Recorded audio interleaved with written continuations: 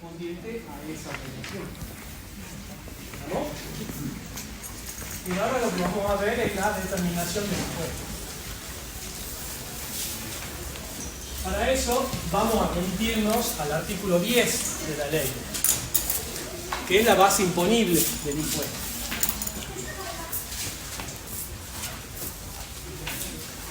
Siempre debemos recordar que el impuesto al valor agregado tiene como periodo fiscal el mes calendario. Comienza el primero de cada mes y termina el 31, 30 o 28 o 29 de cada mes. Por lo tanto, el débito fiscal como el crédito fiscal tienen que ser aquellos que se hayan originado en operaciones realizadas en ese periodo. Les recuerdo igualmente de que si bien dijimos que una de las características del impuesto es que es instantáneo, la determinación e ingreso del impuesto se produce con la presentación de una declaración jurada que vence al mes inmediato siguiente a partir de la segunda quincena, en función de la terminación de quit del contribuyente. Pero no por eso deja de ser instantáneo en cuanto a sus características. ¿Estamos? Bueno, vamos a ver la base imponible. Es el precio neto de la venta, de la locación, de la prestación de servicio que se realice. Cuando decimos precio neto de la venta es porque es el precio que no contiene ningún componente impositivo. No puede haber componente impositivo en la base imponible ni de IVA, ni de ganancia, ni de cualquier otro impuesto. Porque si no estaríamos cometiendo una inconstitucionalidad que es el anatocismo. Es decir, calculan impuestos sobre impuestos. ¿Sí? Y tiene que estar respaldado esa base imponible con una documentación fiscal. Recuerden ustedes que en Impuestos 1 vieron todo lo que es el régimen de facturación y registración. Esto quiere decir entonces que un responsable inscripto por operaciones de venta que realice puede emitir dos tipos de comprobantes, A o B, dependiendo quién sea el comprador, el adquirente, el prestatario, el locatario, etc. ¿Estamos? La diferencia entre uno y otro comprobante es que el A tiene una discriminación impositiva y el B no la tiene. Pero, sin embargo, con las modificaciones que se han introducido, que rigen a partir de este año, el tema de la transparencia fiscal para consumidores finales, aun cuando ese comprobante tipo B no tiene una discriminación impositiva, se tiene que indicar en algún lugar de ese comprobante cuál es ese componente impositivo. ¿Ah? Esto es nuevo, digamos, esto comenzó a regir a partir de este mes. Y además dice que será el que resulte, además de la factura o documento equivalente, neto de descuentos y similares. Es decir, que si en el momento en que se realiza la operación hay algún descuento, hay alguna bonificación que se produzca en ese momento, el precio neto no tiene que contener el precio bruto, digamos. Tiene que ser neto de descuentos y similares. ¿Estamos? Supongamos que el precio de venta sea 100 sin descuento o sin bonificaciones, pero si en ese momento se pacta un descuento o una bonificación, supongamos del 10%, el precio neto de la venta será 90, ¿no? ¿Sí? ¿Se entiende esto? Bien. ¿Y cuáles son los componentes que forman parte de esa base imponible, de la integración del precio neto, que es la base imponible del impuesto? Los servicios prestados conjuntamente con las operaciones grabadas, como por ejemplo se puede facturar el transporte de la mercadería que se vende, o el embalaje, o los seguros que se puedan aplicar a esa venta en particular. Los intereses y comisiones, recupero de gastos y similares percibidos o devengados por motivo de pagos diferidos o fuera del término. Y acá lo que quiero hacer es una aclaración importante. ¿Por qué? Porque puede suceder que esos descuentos o esas bonificaciones no se realicen en el momento mismo en que se realiza la operación que da origen a la emisión de la factura, sino que puede suceder en un momento posterior a ese hecho. Supongamos que sea ese descuento o esa bonificación que se dé como consecuencia de un pronto pago, por ejemplo, o que, por ejemplo, haya una devolución de la mercadería que se vendió, que no, ¿por qué? Porque el comprador Cuando recibe la mercadería se da cuenta que está fallada o que no es lo que él pidió y devuelve esa mercadería. Eso no sucede en el mismo momento en que se emite la factura. Eso da origen a la emisión de otro comprobante contrario a la factura, que es la nota de crédito. Lo vamos a ver que las notas de crédito por venta, y esto es por técnica impositiva, no forma parte del débito fiscal, sino que debe formar parte del crédito fiscal sumando. Porque la nota de crédito, al tener un sentido inverso a la factura, estaríamos hablando de un débito fiscal negativo. ¿Se entiende esto? Pero técnicamente la ley me dice, bueno, sí, pero lo tenés que sumar al crédito fiscal y a eso lo vamos a llamar restitución del débito fiscal. ¿Estamos? Ahora bien,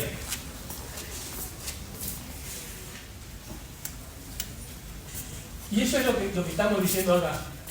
Al precio neto de la venta, ¿qué le vamos a aplicar? La tasa del impuesto. Recuerden que el precio neto de la venta, el precio neto de descuentos y similares al momento de la venta. Esa es la base imponible. A la base imponible le tenemos que aplicar una alícuota. La alícuota está definida en el artículo 28 de la ley. Y son distintas alícuotas dependiendo el tipo de producto o prestación de servicio que se realice. Así podemos tener que la tasa general del impuesto es del 21%. Pero hay tasas que pueden ser del 50% de la tasa general al 10,5%. Por ejemplo, puede ser la venta de pan común, que está grabada a una tasa diferencial del 10,5%. ¿Sí? O puede ser también la prestación de un servicio de medicina, en donde los honorarios del profesional los percibe a través de los colegios profesionales, por ejemplo, en el caso de que esa prestación de servicio sea cubierta, digamos, por una prepaga, no por una obra social obligatoria. Y acá quiero que tengan en cuenta esto. Nosotros vamos a tener, en general, dos tipos de obras sociales, si se quiere. Que tenemos las obras sociales obligatorias, que son las que nos descuentan del sueldo, que por ley se deben descontar. Y ahí, hermano, nosotros elegiremos qué obra social queremos tener con ese descuento que nos hacen. Pero después tenemos las prepagas, que son situaciones en donde por algún motivo yo necesito una mayor cobertura o una mejor cobertura y contrato los servicios de una medicina prepaga. Por ejemplo, OSDE, por ejemplo, Swiss Medical, Bramed, ¿sí? O sea, no estamos hablando de obras sociales obligatorias que son en general son las gremiales, las obras sociales gremiales. Cuando hablamos de obras sociales gremiales, eso está exento en la medida que los honorarios de este profesional de la salud perciba sus honorarios directamente de estas obras sociales o a través de los colegios profesionales.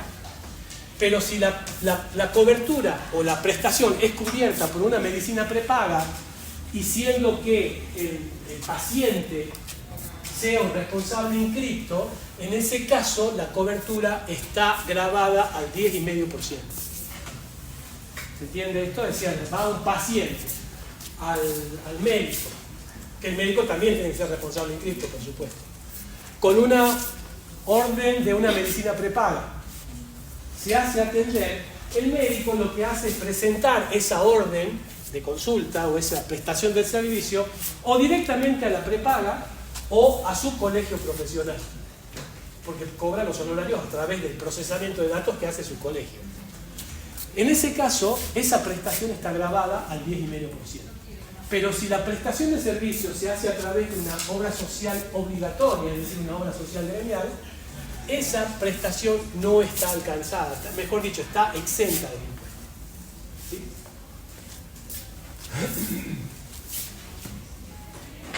Y como les digo, a esa generación del débito fiscal, que es el precio neto de la venta, aplicamos la tasa del impuesto correspondiente, la que corresponda, le vamos a sumar las notas de crédito recibidas por compras y la vamos a llamar restitución del crédito fiscal. Entonces, ¿cómo va a estar conformado el débito fiscal? Por el débito fiscal propiamente dicho de las facturas emitidas, más las notas de crédito por compras que hemos recibido, y la vamos a denominar restitución del crédito fiscal. Eso es débito fiscal. ¿Se entiende esto? Porque siempre hay confusiones con esto. ¿Sí? ¿Podría repetir, perdón? El débito fiscal, en definitiva, ¿cómo va a estar conformado? Por el débito fiscal propiamente dicho, emitido por las facturas de venta o las prestaciones de servicio, más el impuesto correspondiente a las notas de crédito recibidas por compras. Algebraicamente es lo mismo. Si yo resto esa nota de crédito en el crédito fiscal, porque es una nota de crédito, es lo mismo que la asume al débito.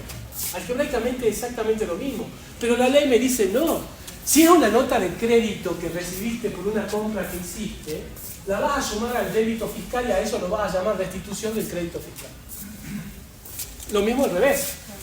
Cuando arme el crédito fiscal, que ya vamos a ver cuáles son los requisitos de computabilidad, las notas de crédito emitidas como consecuencia de una venta, no las vamos a considerar como un débito fiscal negativo, sino que lo vamos a incluir en el crédito fiscal sumando, y a eso lo vamos a llamar restitución del débito fiscal. ¿Se entiende esto? Bien. Por eso dice abajo, al precio neto de la venta por la alícuota aplicable al periodo, y acá viene una aclaración también. Tiene que ser la tasa del impuesto vigente al momento de realizar la operación. Si yo realizo hoy una operación cuya tasa aplicable es del 21%, pero por alguna disposición legal luego cambia esa tasa que en el periodo siguiente, yo no puedo aprovecharme de esa situación y aplicar una tasa distinta del periodo que estoy facturando. Tiene que ser la tasa vigente en el momento en que se emite la factura. ¿Estamos? Y el crédito fiscal. Hay entre los requisitos de computabilidad del crédito fiscal habla sobre la regla del tope o la regla del error que se llama. Pero esta situación en realidad hoy ya no es aplicable por una cuestión de avances tecnológicos en la emisión de comprobantes. Tengan en cuenta que hoy por hoy tenemos todas facturas electrónicas, ya sea a través de comprobantes en línea o a través de web service, ¿sí? Pero todo con la intervención del fisco, ya sea que la factura la haga directamente en la plataforma web de AFIP o que lo haga a través de mi propio sistema de facturación, pero que por esa situación se comunica en tiempo real con ARCA y emite un código de autorización, el famoso CAE, ¿sí? El código de autorización electrónica se llama. Porque también existe el CAI, que es el código de autorización de impresión. Y también es válido recordar en este momento que aun cuando nosotros podamos emitir facturas electrónicas, independientemente del sistema que utilicemos, tenemos la obligación de contar con comprobantes manuales de emisión ante la eventualidad de que estos comprobantes electrónicos no puedan ser emitidos, ya sea porque se nos cortó internet o porque el sistema se cayó, pero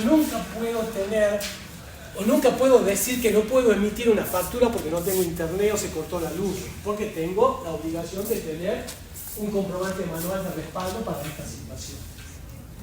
El tema es que después tendré que ver la manera de cargar esa facturación manual al sistema para poder determinar el impuesto. Además, comentario aparte, existe la obligación de registrar esas operaciones, que ahora es electrónica también.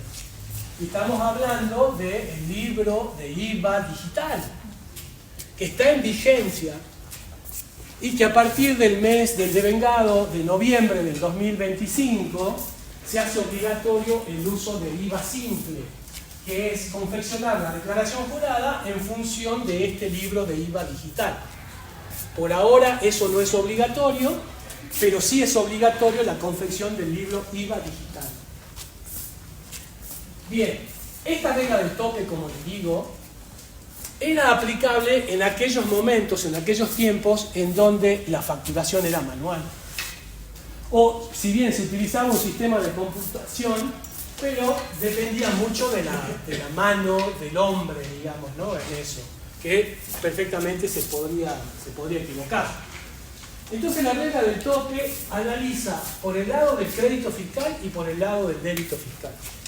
Por el lado del débito fiscal, si me equivoco en la emisión de una factura y en lugar de calcular el 21%, aplico el 25%, por decir una tasa cualquiera, la ley me dice que debo computar siempre el 21%. Es decir, el débito fiscal siempre va a ser la tasa aplicable a la operación.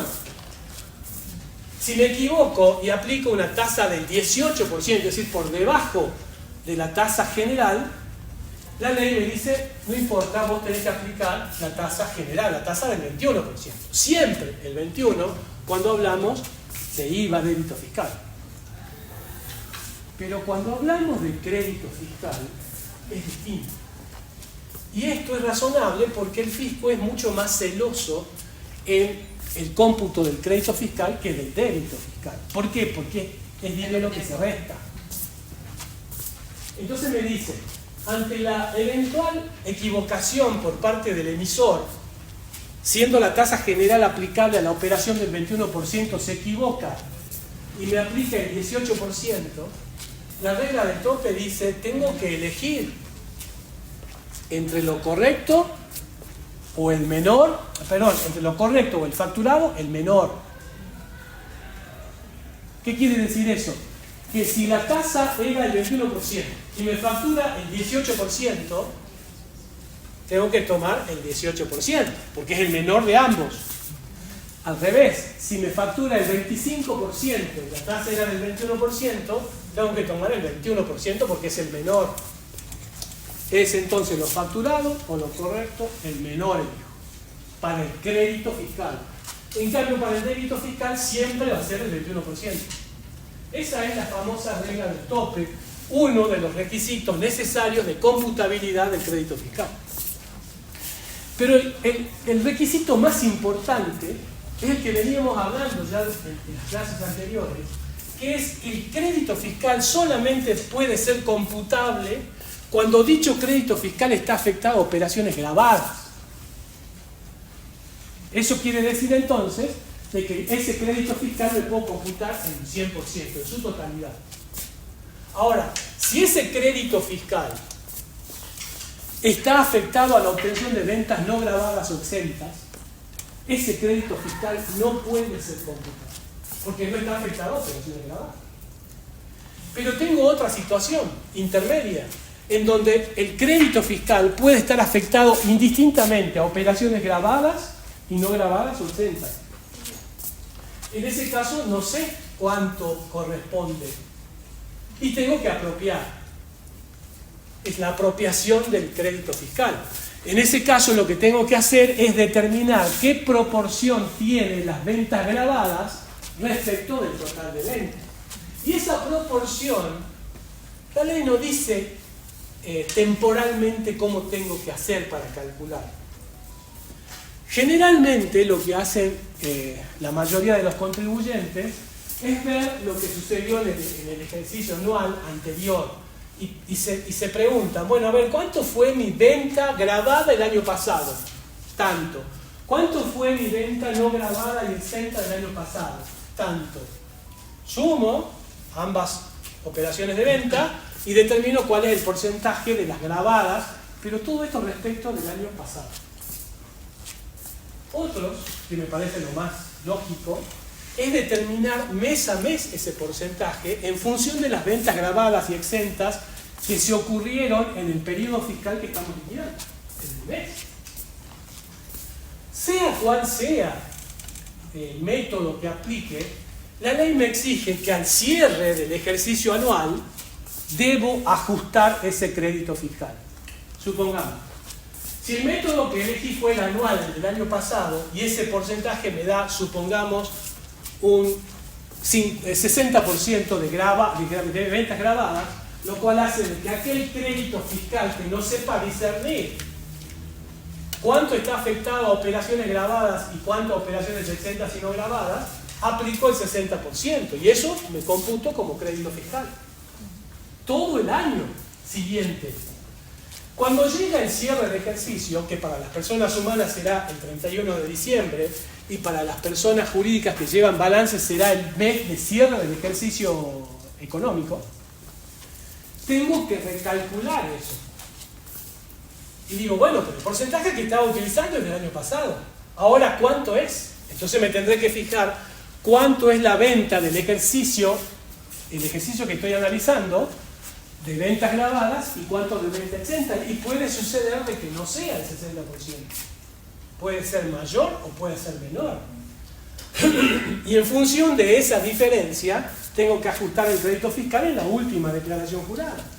Que si es una persona humana será en diciembre, y si es una persona jurídica que lleva registraciones contables, en el último ejercicio de cierre, en el último mes de cierre.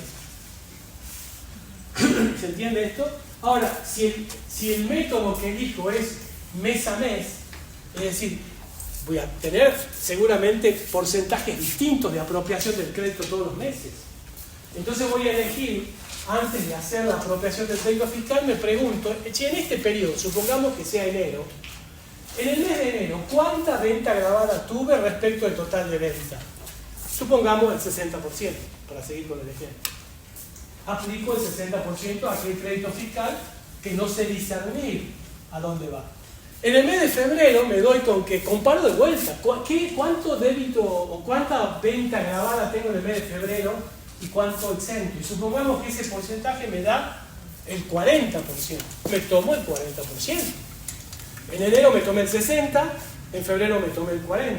En marzo vuelvo a hacer lo mismo con las operaciones de marzo y me da que puedo computarme el 70%. Computo el 70% de ese crédito fiscal.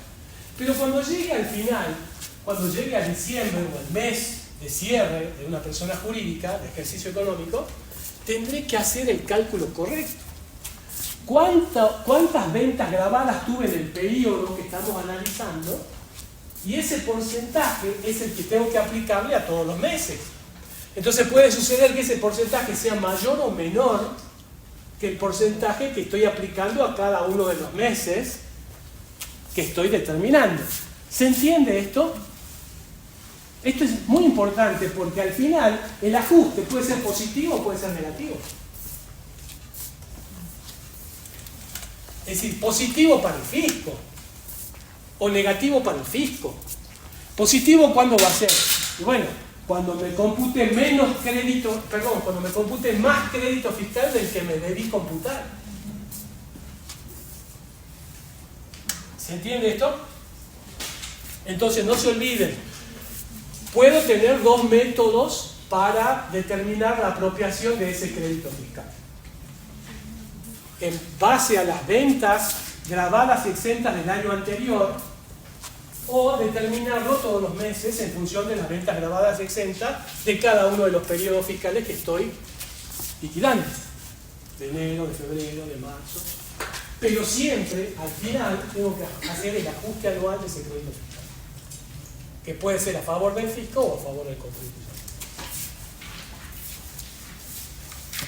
El otro requisito es que se hubiera facturado y que el comprobante cumpla con la normativa fiscal vigente. Y esto es lógico. No puedo computarme un crédito fiscal que no surja de una factura. No se olviden, la venta, que si bien genera un débito fiscal para quien vende, en el mismo momento genera un crédito fiscal para quien compra. Por lo tanto, ese crédito fiscal solamente puedo computarme si está facturado y que la factura que estamos analizando cumpla con toda la normativa de facturación vigente. Es decir, que si es una factura electrónica, tiene que ser electrónica.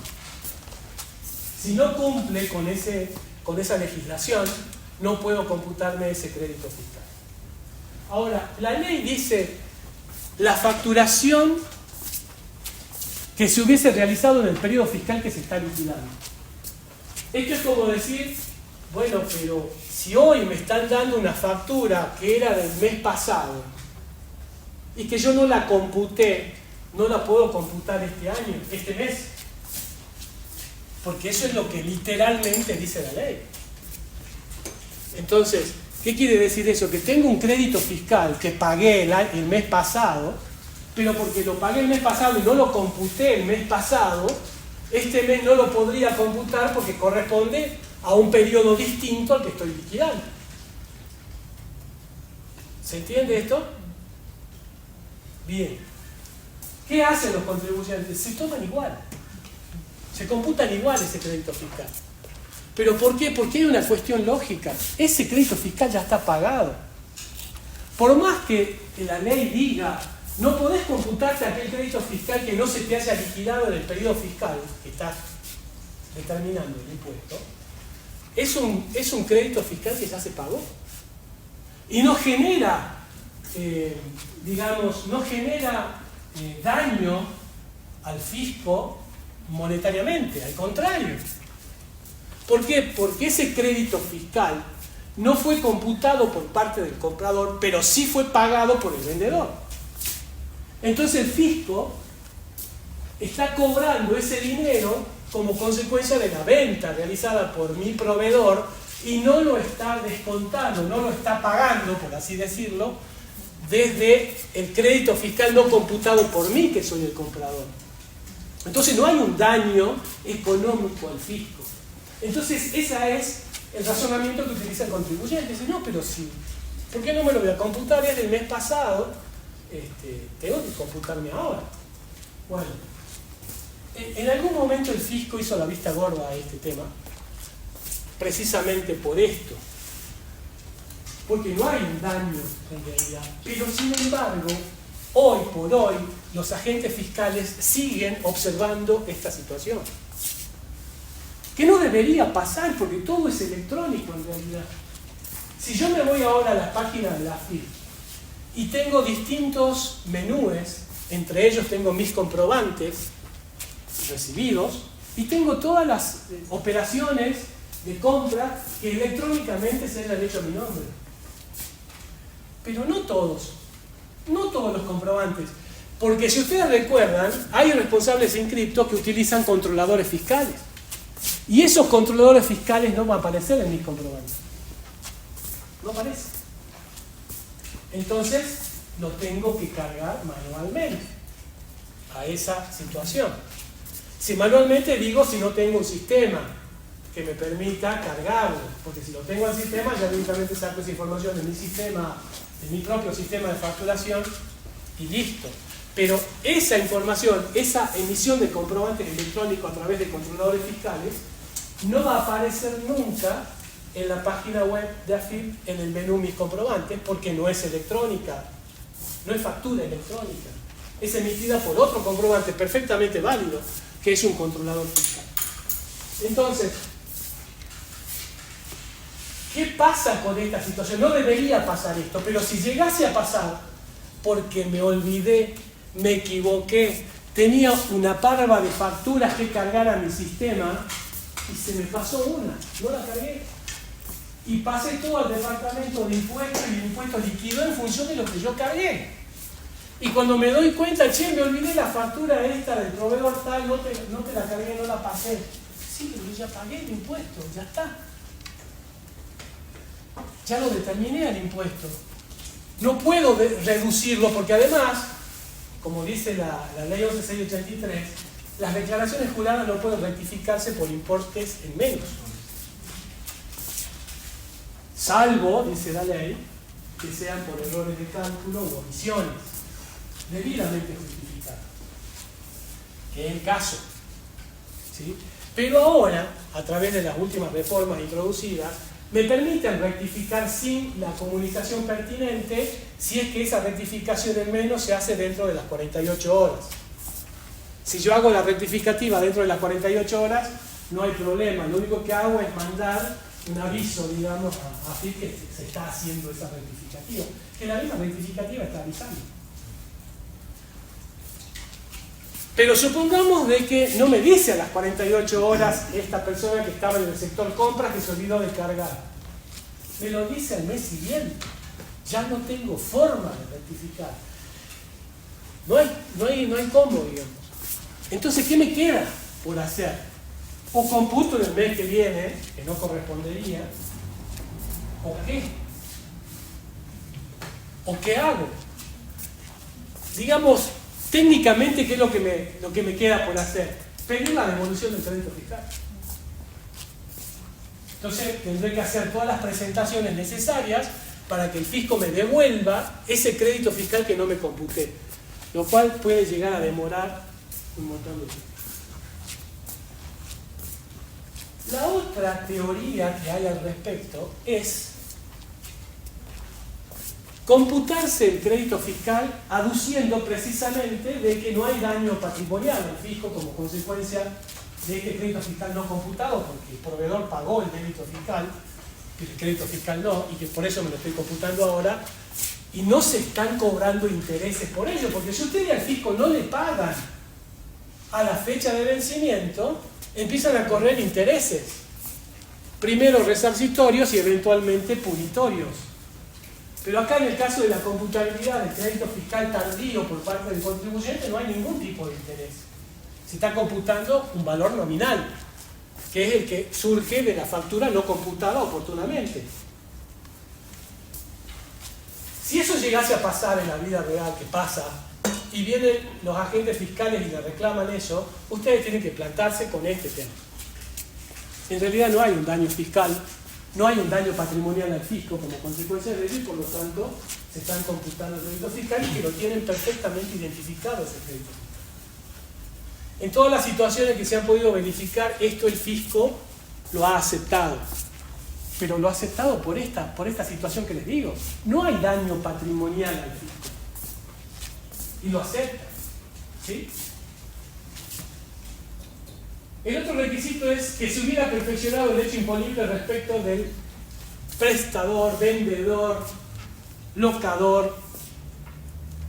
¿Qué es lo que decíamos al inicio de la clase respecto del nacimiento del hecho imponible?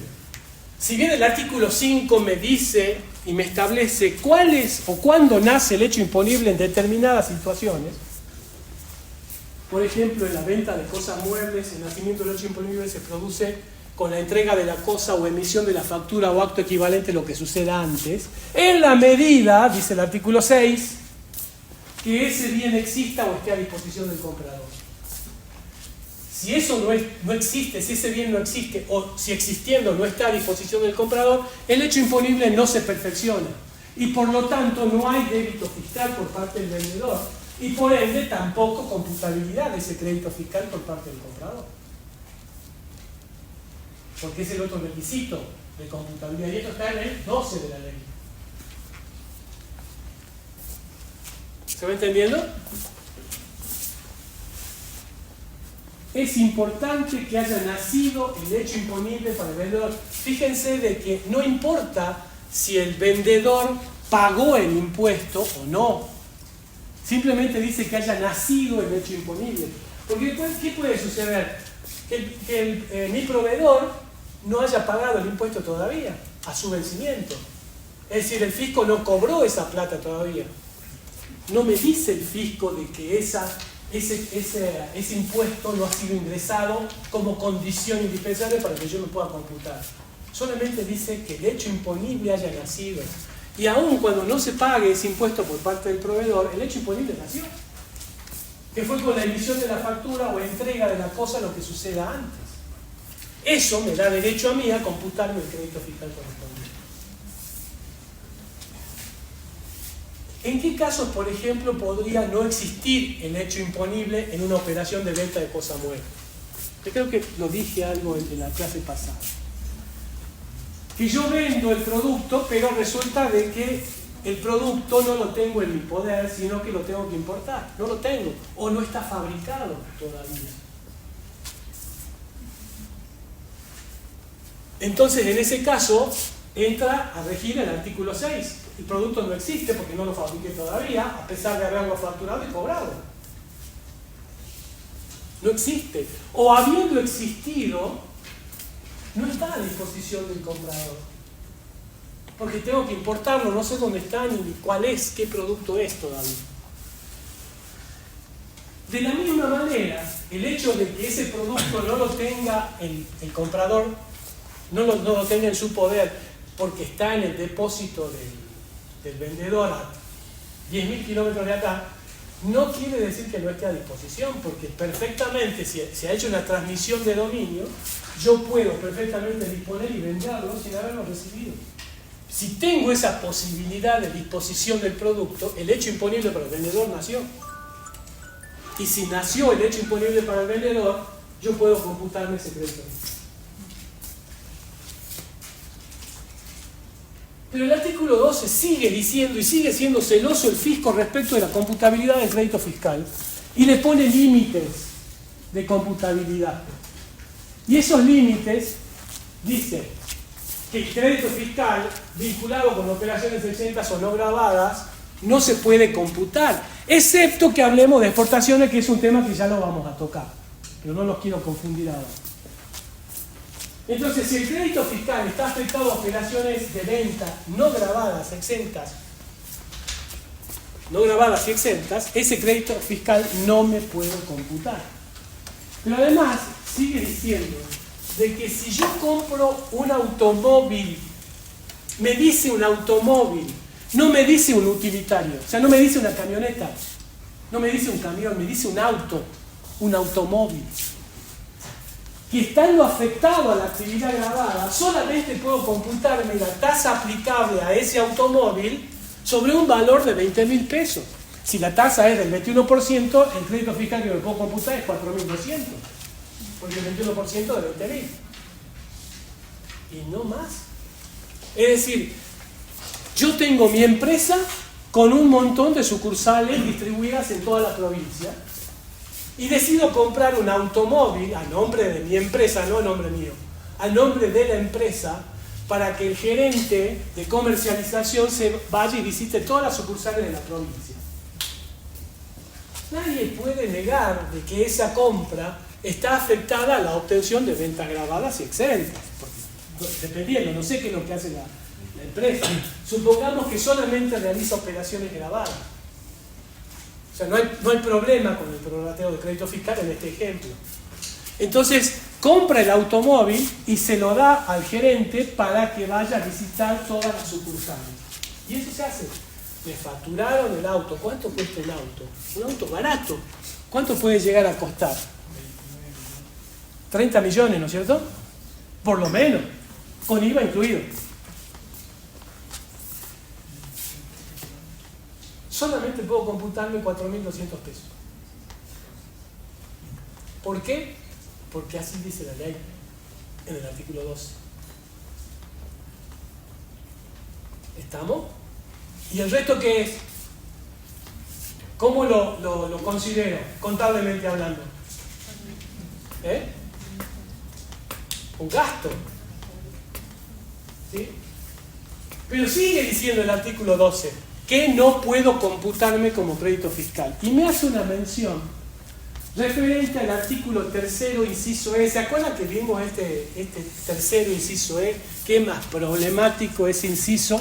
Bueno, me trae de referencia nuevamente a ese inciso. Pero acá me puntualiza concretamente a esos puntos del inciso E del artículo 3º. 1, 2, 3, 12, 13, 15 y 16 del inciso E del artículo 3º, y me dice que cuando el crédito fiscal provenga de ese tipo de operaciones, no me puedo computar crédito fiscal alguno.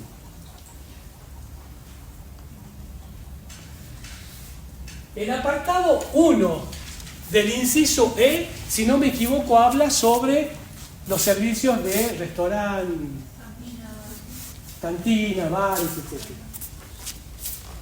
¿Qué quiere decir eso? De que si voy yo, dueño de la empresa, invito a comer a un proveedor importante de la empresa que viene de Buenos Aires y queremos cerrar un negocio formidable que me va a redituar mucha ganancia, lo invito a comer al Howard Johnson. Y como se va a quedar todo el fin de semana, en el Howard Johnson te pago la estadía. Eso es caro, pero vale la pena porque a través de esa comercialización que voy a hacer con él me va a hacer ganar mucha plata.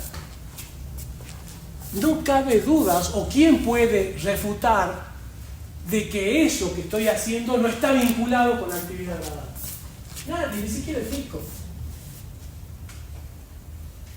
Tengo certeza de que ese crédito fiscal está vinculado a la obtención de ventas grabadas.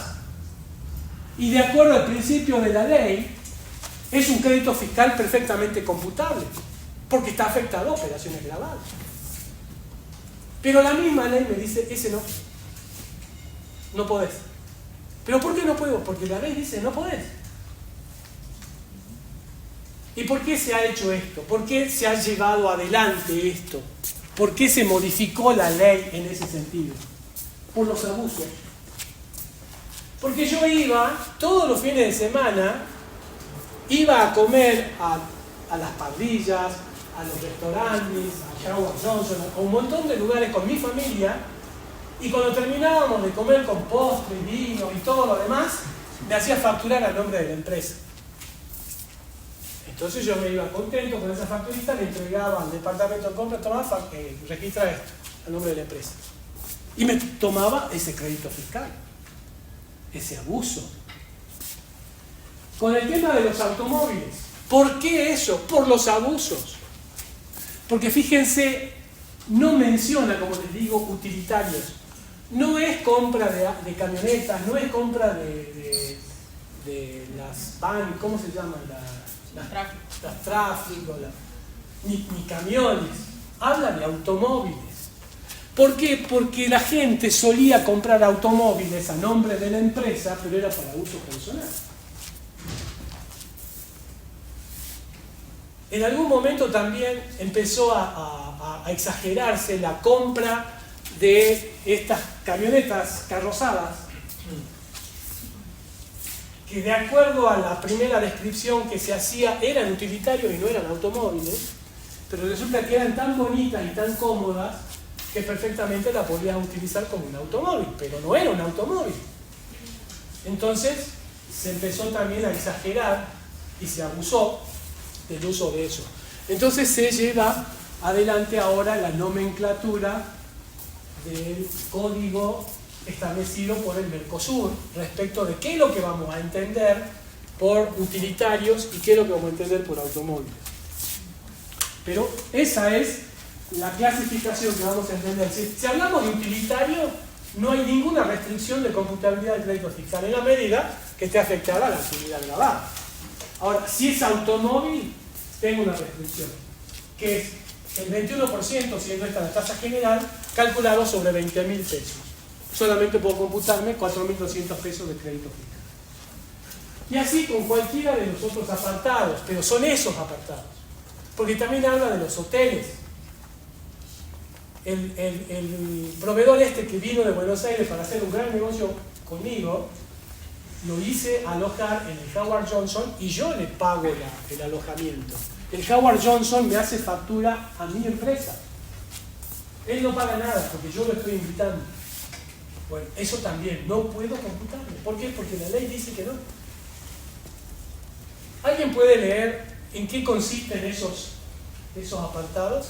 Rápidamente, no lean todo, simplemente hasta que sepamos a qué se refieren.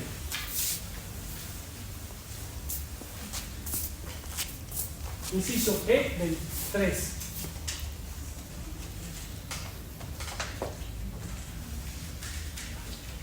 ¿Nadie tiene la ley? Bien. Bueno, cuenta el 12, efectuadas por casa de baño, masaje similar, piscina, natación o gimnasio el 13, el 15 es peluquería, salón de belleza o similares, y el 16 efectuadas por playa, estacionamiento, garaje o similar. Bueno, ¿ven? Va la mujer del gerente todos los meses a la peluquería, se hace toda una cuestión de belleza, es más, se hace el masaje y todo ese tipo de cosas ahí, y se hace facturar a nombre de mi empresa. Antes se podía computar, ahora no. El tema de las playas de estacionamiento, y sí, Estamos hablando de que estoy alquilando una playa de estacionamiento para los autos de los gerentes. Nadie tiene duda de que eso está afectado a la actividad grabada. Pero tratarse de playas de estacionamiento no, porque así lo dicen, ¿verdad? ¿Se entiende esto? Entonces, el fisco es más celoso en la computabilidad del crédito fiscal que en el débito fiscal. ¿Por qué? Porque en realidad está restando el crédito fiscal.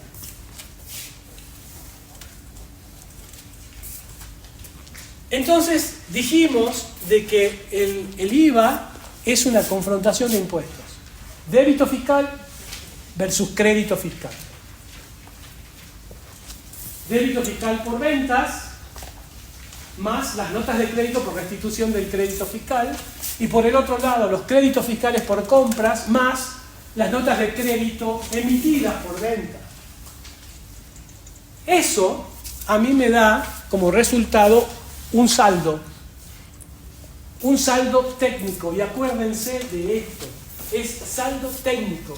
¿Qué quiere decir saldo técnico? La diferencia entre el impuesto de la venta menos el impuesto de la compra. Débito menos crédito. Saldo técnico. Y ese saldo técnico puede ser a favor o en contra del contribuyente. ¿Cuándo será a favor del contribuyente? Cuando el crédito fiscal sea mayor al débito. ¿Y eso cuándo puede suceder? Entonces, el tema es, siempre tengan el sentido crítico al analizar esto. ¿Cómo puede ser de que el crédito fiscal sea mayor que el débito fiscal? Y porque compré más. ¿Y por qué compraste más? ¿Qué es lo que compraste más? Que me digas que recién estás empezando, te creo. Porque es mucha inversión que estoy realizando, una inversión inicial, en compra de bienes de capital, etcétera, etcétera. Me estoy estoqueando para salir y no estoy vendiendo nada porque no me conoce nadie. Pero yo ya tengo como 50 años de actividad.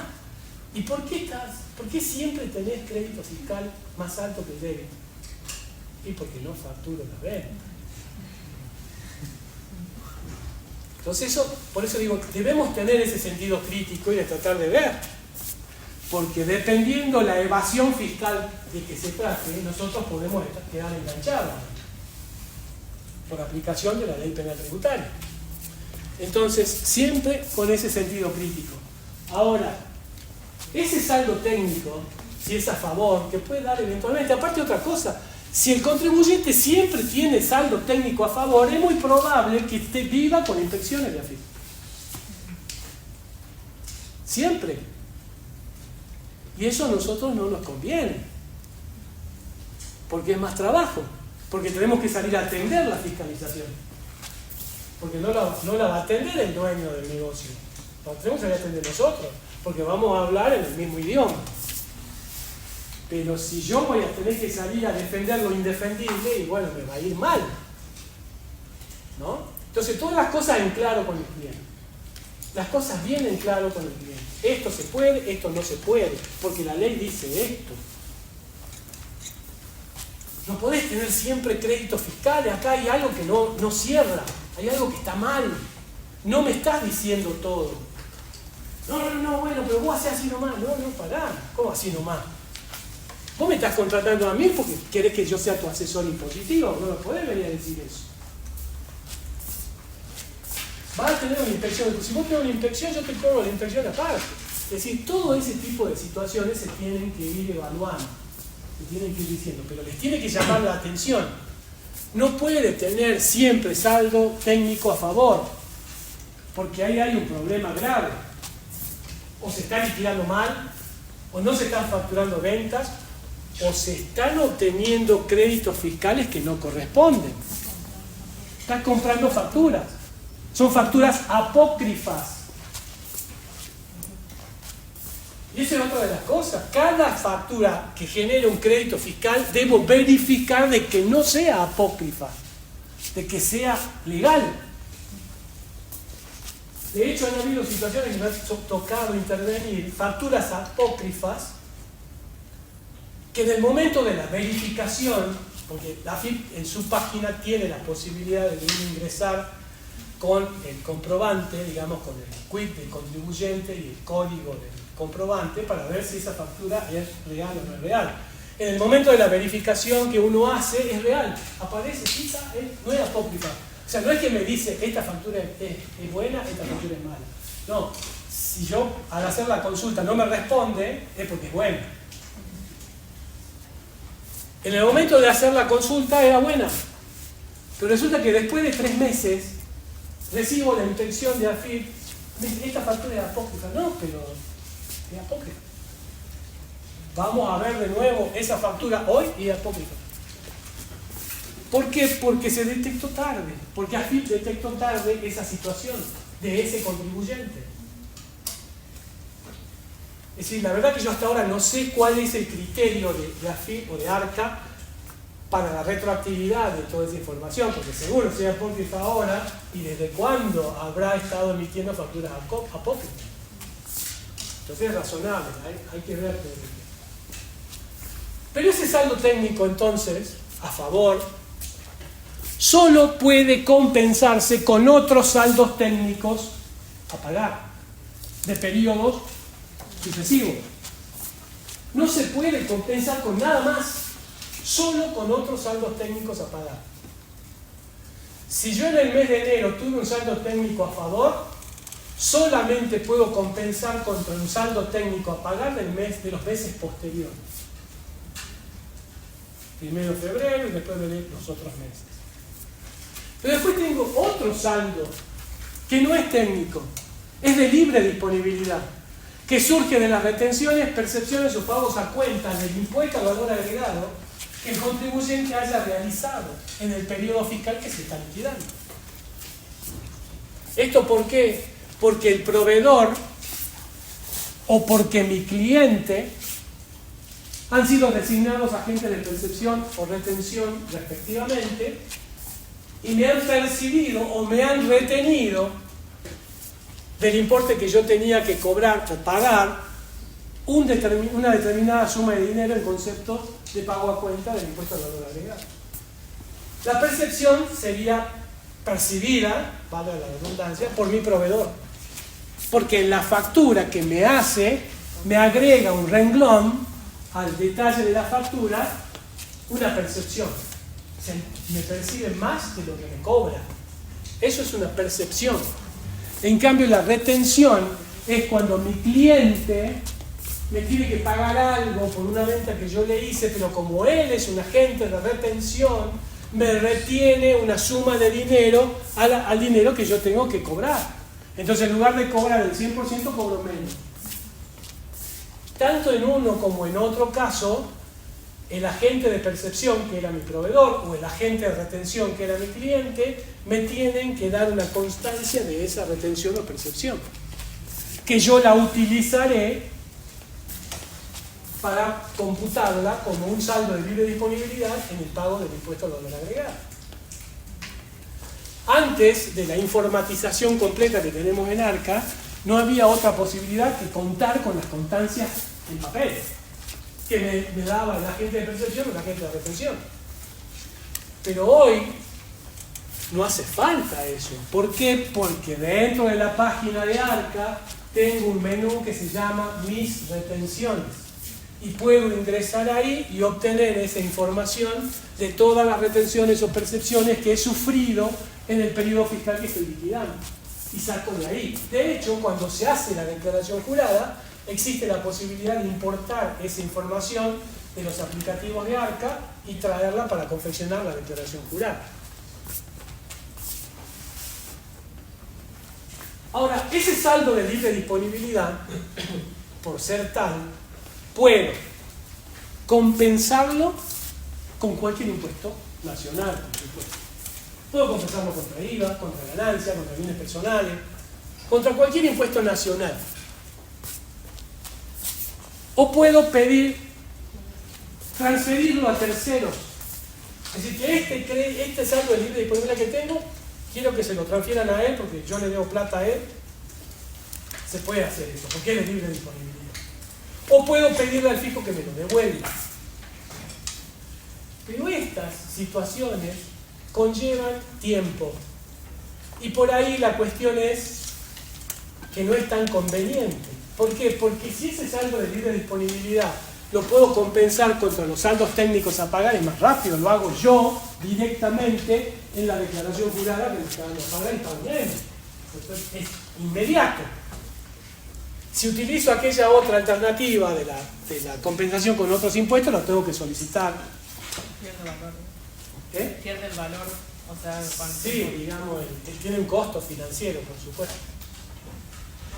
Entonces me va a demorar más tiempo la computabilidad de ese saldo de libre disponibilidad.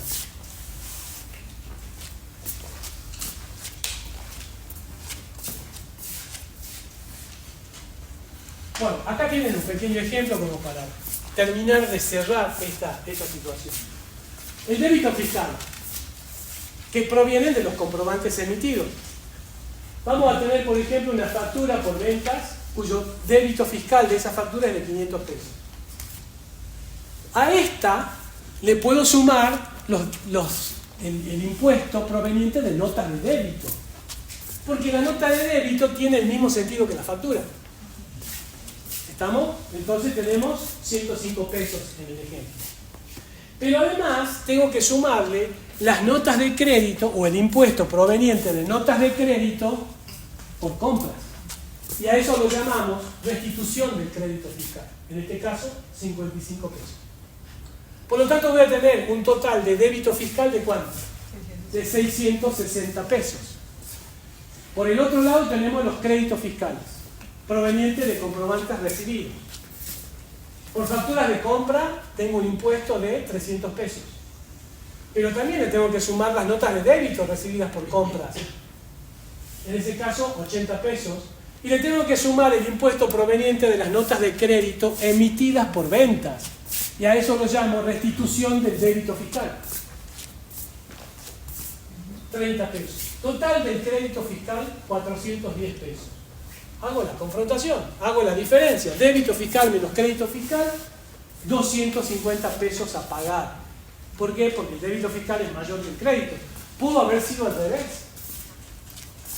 Pudo haber sido que el crédito fiscal es mayor que el débito fiscal. Y en ese caso el saldo técnico es a favor del contribuyente. Si es a favor del contribuyente, y no puedo hacer mucho, tengo que esperar al mes siguiente para poder compensarlo y esperar que me dé a pagar para poder compensarlo, porque si no me da a pagar y me vuelve a dar saldo a favor y se va acumulando ese saldo a favor. ¿Estamos hasta acá?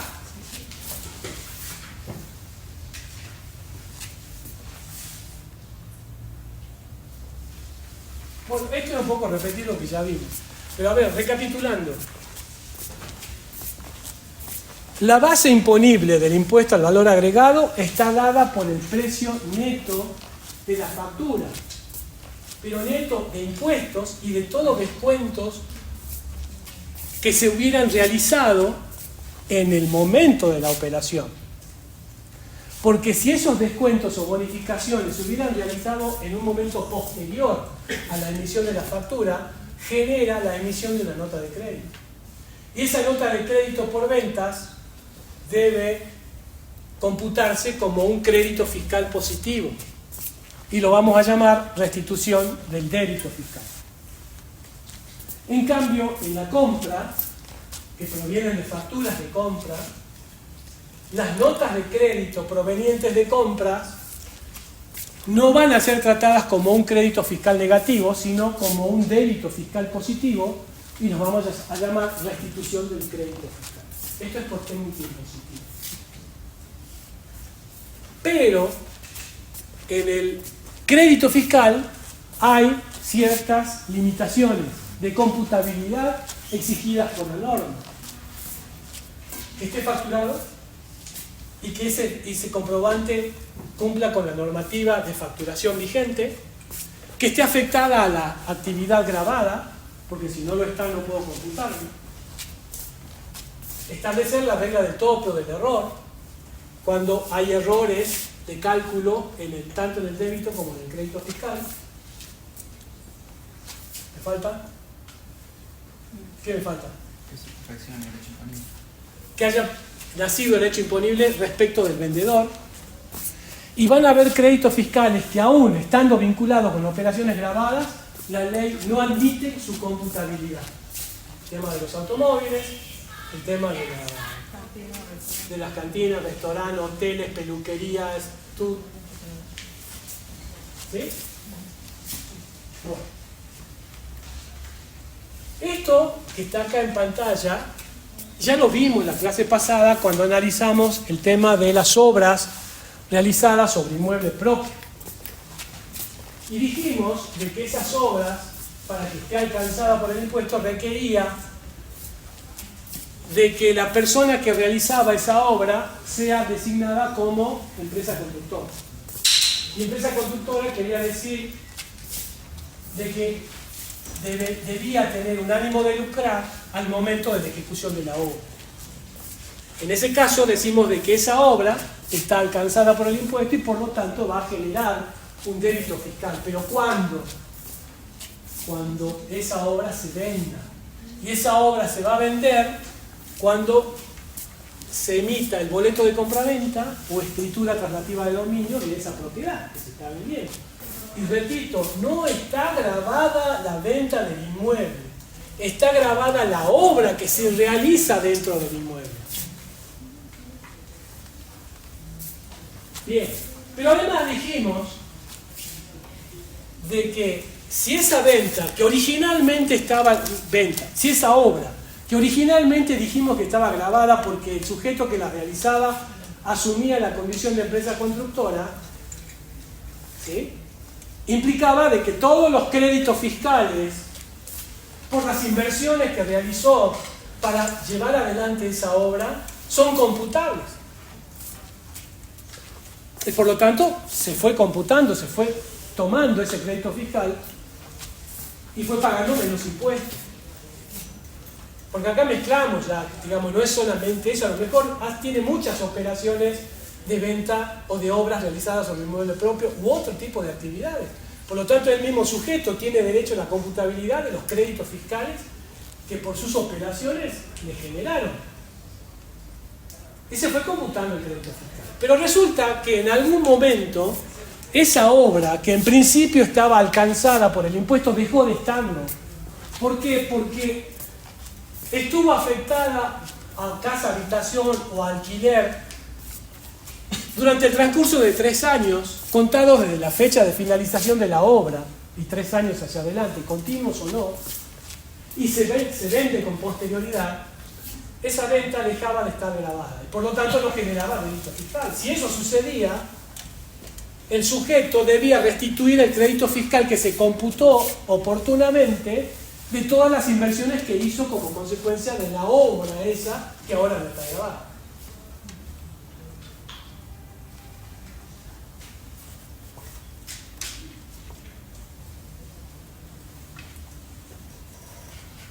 ¿Estamos?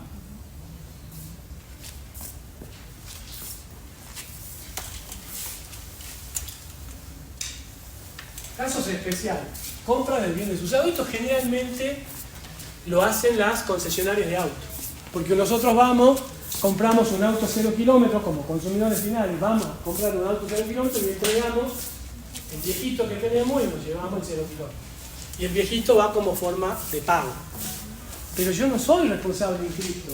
Sin embargo, la concesionaria de auto genera un débito fiscal por el auto 0 kilómetros que le da. Porque me factura eso. Y hay un débito fiscal ahí. Ahora, ¿cuál va a ser el crédito fiscal si todas las operaciones que realiza, o sea, además de... Es decir, él va a tener un crédito fiscal por la compra de ese auto. Porque él compró el auto 0 kilómetros y después lo vendió. Pero puede suceder de que yo le haya entregado mi auto como parte de pago. Y ahí no hay crédito fiscal porque yo no tengo condición impositiva. Esos son casos especiales que están resueltos de acuerdo a lo que dice el artículo 18 de la ley de IVA. Compra de bienes usados a consumidores finales para su posterior venta. ¿Por qué? Porque cuando yo, por más que lo reciba como parte de pago, la intención es salir a venderlo. Y cuando lo venda voy a tener débito fiscal. ¿Y el crédito dónde está? Entonces acá la ley me permite computarme un determinado monto de crédito fiscal en función de ese cálculo que está ahí. Y me dice, el crédito fiscal computable será el precio total de la adquisición por la tasa dividido 1 más la tasa. Es una fórmula. Pero ese cálculo nunca podrá superar el 90% del débito fiscal que obtendrá como consecuencia de la venta de ese bien usado. El ejemplo de abajo está bien claro. El habitualista compra un bien de uso a un consumidor final en 100 pesos. El crédito fiscal a computar de acuerdo a la norma sería 100 pesos por 21 dividido 121. Eso me da 17,35. Ahora, el precio de venta del bien usado es de 80 pesos. El débito fiscal por dicha venta es el 21 de 80, que es 16,80. El límite de computabilidad, de acuerdo a lo que dice la ley, es el 90% del débito. ¿Y el 90% del débito de cuánto es? 15,12. Pero el crédito fiscal que calculo con la fórmula es 17,35. Solo puedo computarme hasta 15,12. Y la diferencia, o sea, los 2,23, la diferencia entre los 17,35 y los 15,12, deberá integrar el débito fiscal del habitualista en el periodo en que se efectúa la venta del bien. O sea, tiene que pagarlo. Porque está grabado el 21%. Lo único que le permite hacer es computar los importes de crédito fiscal, pero no todo. Ese es un caso especial, como el anterior. Este es otro caso especial. Se puede obtener créditos fiscales de las cargas sociales que se pagan por tener empleados. Esto tuvo su origen en el año 2001 con el decreto 814 del 2001, en donde se establecía que se podía computar como crédito fiscal un porcentaje de las cargas sociales que se pagaban por tener empleados. Eso, el decreto 814 ya está derogado, pero continúa eso vigente, y ese decreto comenzó diciendo de que en función de la localidad donde se encontraban los empleados de esta empresa, tenían un porcentaje determinado de computabilidad de crédito fiscal sobre la remuneración imponible. La remuneración imponible del empleado son los saberes remunerativos. Son base de cálculo para los aportes y contribuciones. ¿Estamos? Ahora, esa normativa es la 27.541. Porque ya el decreto 814 no existió, pero se lo sigue llamando por costumbre las contribuciones patronales del decreto 814. Pero ya no existe el 814, es la ley 27.541. Que si yo tengo empleados en San Salvador de Jujuy, puedo computarme como crédito fiscal el 7,3% de la remuneración imponible que se utiliza para el cálculo de las contribuciones patronales, y si está en el interior de Jujuy, el 8,05%.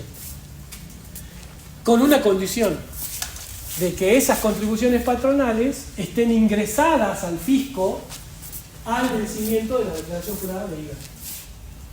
Que habitualmente es así, porque la declaración jurada de aportes y contribuciones vencen entre el 6 y 12 de cada mes del mes inmediato anterior.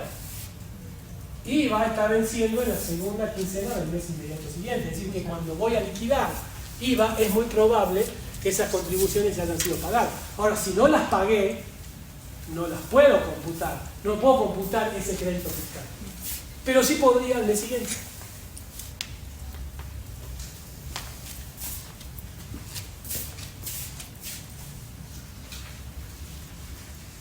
Este otro caso de saldos técnicos a favor, como les decía hace rato, si yo tengo saldos técnicos a favor,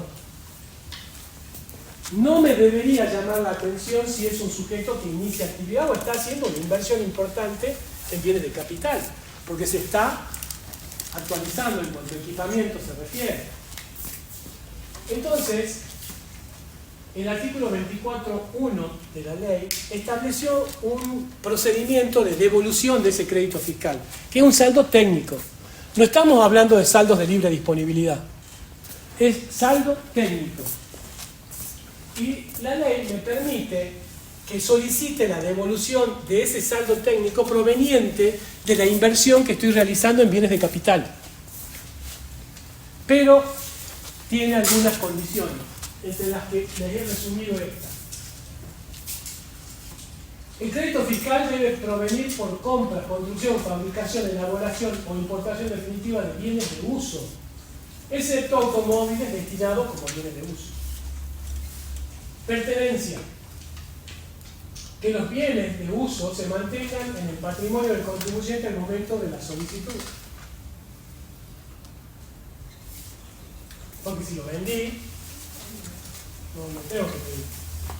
Que formen parte del saldo a favor técnico del contribuyente transcurridos 6 periodos fiscales. Fíjense que acá está suponiendo de que durante 6 meses voy a tener crédito fiscal a favor, como consecuencia de la inversión que se está realizando en estos bienes de uso. Que no, si se trata de créditos fiscales por exportaciones, el contribuyente puede optar por este régimen o por este de devoluciones, porque son excluyentes. Ya vamos a ver el régimen de exportadores. Pero acá son dos regímenes. O pido la devolución a través del 24.1 o pido la devolución por el régimen de exportadores. Las dos cosas no las puedo hacer. Tengo que hacer solo por una. La devolución será definitiva en tanto se cumplan las condiciones que estamos hablando. Y la restitución dice que si las sumas devueltas no hubieran tenido la aplicación descrita por el término de 60 periodos fiscales, el contribuyente deberá restituir el excedente no aplicado. ¿Y cuál es la aplicación? La devolución, dice, será definitiva en tanto se cumplan las condiciones de imputación y exportación. ¿Cuál es la imputación? Que formen parte del saldo a favor durante 6 meses y que no se haya utilizado el régimen de exportadores para ese caso. El contribuyente no podrá hallarse querellado o denunciado penalmente por delitos tributarios o comunes. ¿Sí? Y ahorita son los requisitos para que el contribuyente pueda solicitar la devolución del crédito fiscal y no esperar a compensarlo con otros saldos técnicos a pagar. Porque la inversión fue mucha, fue importante. Entonces el fisco le está diciendo, bueno, demostrame que realmente este crédito fiscal fue originado como consecuencia de la compra de bienes de uso y que todavía los tenés vigentes, están ahí los bienes de uso. Por lo menos 6 meses para atrás me tenés que demostrar al momento que me estás solicitando que te devuelva que tienen que estar ahí. Y se puede demostrar. Es otro caso especial. Y este es el régimen de exportadores. Yo les decía, ¿vamos bien hasta acá? Yo les decía que uno de los requisitos de la computabilidad del crédito fiscal era que esté afectado a la actividad grabada. Por lo que si estaba afectado a actividad exenta, no se podía computar. ¿Sí? Las exportaciones están exentas. Y yo les expliqué esto el otro día, de que estaban exentas por el principio de la tributación del país de destino. Porque grava las importaciones, pero no las exportaciones. Por este principio, decimos entonces que las exportaciones están exentas, aparte están definidas, si no me equivoco, en uno de los artículos, si no es el 8, es el 9 de la ley.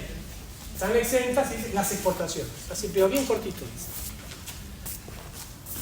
Entonces, bajo ese criterio diría que todo aquel crédito fiscal que esté destinado a las exportaciones no podría computarse.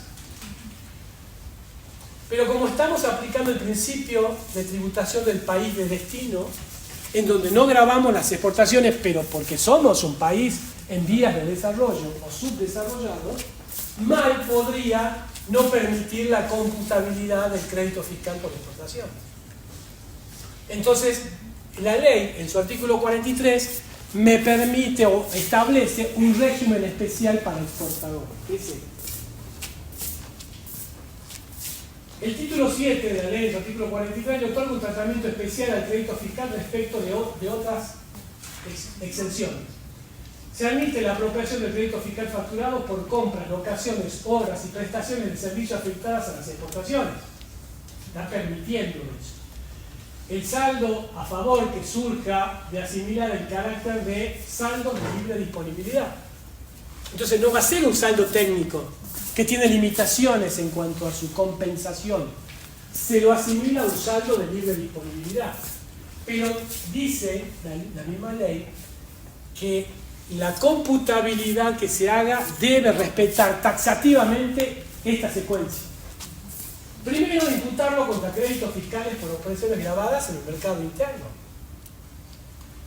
Se supone que este sujeto es responsable inscripto y que realiza exportaciones, pero también puede realizar ventas en el mercado interno que le van a generar débito fiscal. Si le genera débito fiscal y haciendo la comparación de débitos y créditos le da a pagar, puede utilizar, o mejor dicho, debe utilizar los créditos fiscales por exportaciones para reducir ese saldo técnico a pagar que tiene. Pero si aún así le queda saldo a favor de las exportaciones, saldo de crédito fiscal de las exportaciones, el siguiente paso debería ser compensar con otros impuestos y conceptos adeudados a ARCA. Ganancias, bienes personales, impuestos internos, impuestos a los combustibles líquidos. Y si aún así queda saldo todavía, pedir la devolución o transferirlo a terceros. Porque esa es la característica de los saldos de libre disponibilidad. Entonces, para estas situaciones en particular, en donde el sujeto realiza inversiones para poder exportar, la ley le está permitiendo que aun cuando ese crédito fiscal está afectado a la obtención de ventas exentas, que son las exportaciones, le permite compensar ese crédito fiscal a través de un régimen especial de exportadores que está en el 43, pero debe respetar esta secuencia. Ese orden debe respetarlo. Primero vamos a compensar ese crédito fiscal contra los débitos fiscales que tenga por otras operaciones en el mercado interno. Luego, pedir la compensación de ese impuesto o de ese crédito fiscal con otros impuestos nacionales. Y si aún me quedara un saldo, recién ahí pedir la devolución o transferirlo a terceros. ¿Sí? No es tan complejo el régimen. El problema lo resuelve en la práctica. Porque ¿cómo sé qué crédito fiscal está afectado a las exportaciones y también realizo operaciones de venta en el mercado interno? Tengo que empezar a ver y tratar de prorratear eso también. Si solo hago exportaciones no hay problema. Todo el crédito fiscal lo mando por el régimen de exportador. Pero si tengo operaciones de venta en el mercado interno que me generan débitos fiscales y tengo créditos fiscales que están afectados indistintamente a las exportaciones y a las ventas en el mercado interno, y ahí voy a tener un problema, porque tenés que empezar a prorratear.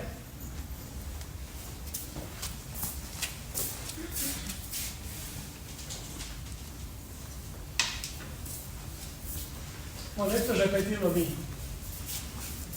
Los saldos técnicos a favor solamente pueden compensarse con otros saldos técnicos de periodos sucesivos.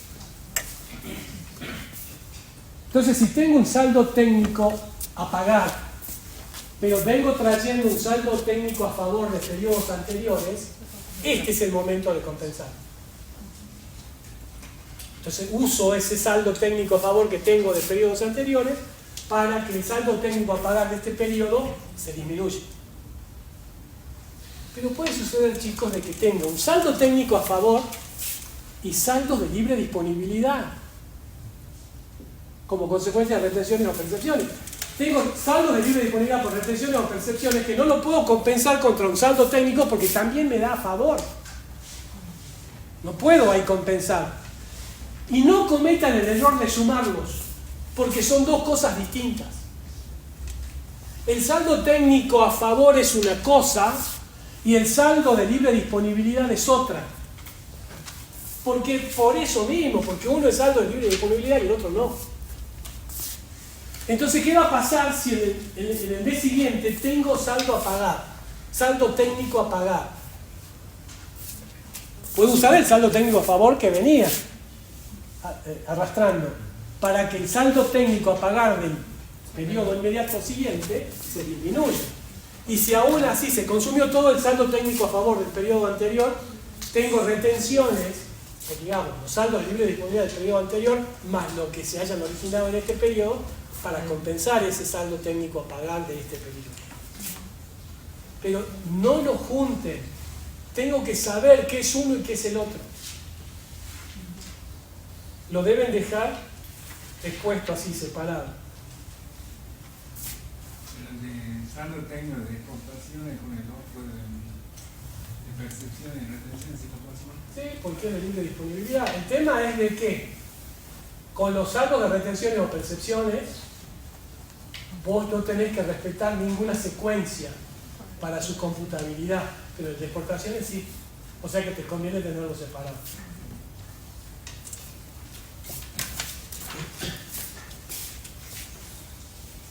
Bueno, ¿alguna pregunta, chicos? Profe, en el caso de tener la libre disponibilidad y el saldo técnico a favor, siempre conviene pasar primero el saldo técnico a favor, quedarme con el de libre disponibilidad porque Exactamente, porque vos perfectamente podés decir, no voy a usar el saldo técnico a favor, yo utilizo el saldo de libre disponibilidad, pero vos sabés que este solamente puedo compensarlo con otros saldos técnicos a pagar. O sea, te conviene usar ese primero. Pero si no lo haces así, usás el otro, no está mal. Pero no te conviene.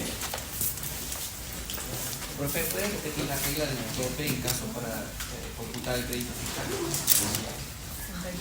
¿Qué pasa si vos querés computarte un crédito fiscal que te han calculado mal? En lugar de calcularte un 21%, te han calculado un 18%. ¿Cuál tenés que computarte vos como para tener derecho al cómputo del crédito fiscal? El menor. ¿El menor entre qué? El correcto y el facturado, el menor. Para el crédito. Para el débito, siempre el 21. O sea, siempre la tasa general, no la tasa aplicada. ¿Sí? ¿Otra pregunta? ¿No? ¿Están leyendo al menos? El miércoles van a tener los resultados del parcial seguramente y van a desarrollar. El viernes no sé si hay clase. Ahí ya comenzarían con la práctica de IVA, el viernes supuestamente, pero si no van a comenzar el lunes. Y creo que a mí ya no me van a ver, porque la parte de monotributo seguramente lo van a ver con los contadores NOPE, y la parte de la última bolilla, lo que es actividades empresariales, lo van a ver con el contador Rodríguez. Así que es muy probable que conmigo ya no. Profe, ¿y lo que usted dijo de planificación? Eso es la última unidad, con el contador Rodríguez. Profe, el prorrateo con pruebas exentas no grabadas y grabadas, ¿cuál es el proceso ahí? El proceso para la computabilidad del crédito. Y tenés que ver cuál es la porción de venta grabada que tenés respecto al total de venta, y ese es el porcentaje que vas a utilizar. Cuando era exenta y no grabada, no se puede computar el crédito fiscal. Es solamente para aquel crédito fiscal que está a ambas actividades. Porque si vos sabés que está afectado a actividad grabada, es 100%. Si está afectado a actividad de seno no grabada, 0%. Te queda una porción menor, que son aquellos créditos que están afectadas a ambas y no sabes cuánto, en qué medida. Eso es el problema. Y ese es el que se ajusta en realidad al cierre. Sí. Usted decía que con cualquiera de los dos métodos, y tomando el porcentaje del año pasado o haciéndolo cada mes, igual hay que hacer un ajuste al final. Sí. Siempre. No había entendido ese tema del ajuste final. En diciembre, póngale. Ponerle a una persona humana, Sí. va a tener que hacer el ajuste en diciembre. Y bueno, va a tener que ver respecto de la venta grabada real que tuvo en el periodo, De todo el periodo. de todo el año. de todo el año. ¿Cuánto es la venta? Bueno, ese porcentaje que determina al final, lo tenés que comparar con el porcentaje que fuiste utilizando cada mes. En algunos meses a lo mejor te da más o menos. Depende del método que utilices. Porque si vos utilizás el método del año pasado, de las ventas del año pasado, y todos los meses te va a dar el mismo porcentaje. ¿Se entiende eso, no? Claro. Ahora, pero si vos estuviste utilizando todos los meses, determinaste un porcentaje de apropiación en función de las ventas grabadas de esos meses, y es muy probable que cuando hagas el ajuste anual tengas diferencias de más o de menos dependiendo el porcentaje utilizado en cada mes. ¿Sí? La generalidad es que casi todos utilizan el del mes, el del año pasado. Entonces ahí no le erran, digamos. Porque el ajuste va a ser igual todos los meses.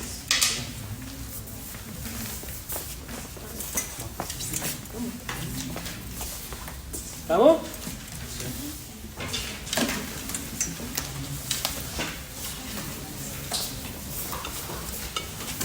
¿Y Lucas? Se tomó el balance de clase. Claro, como ahora funciona el central. Sí, vamos a ver.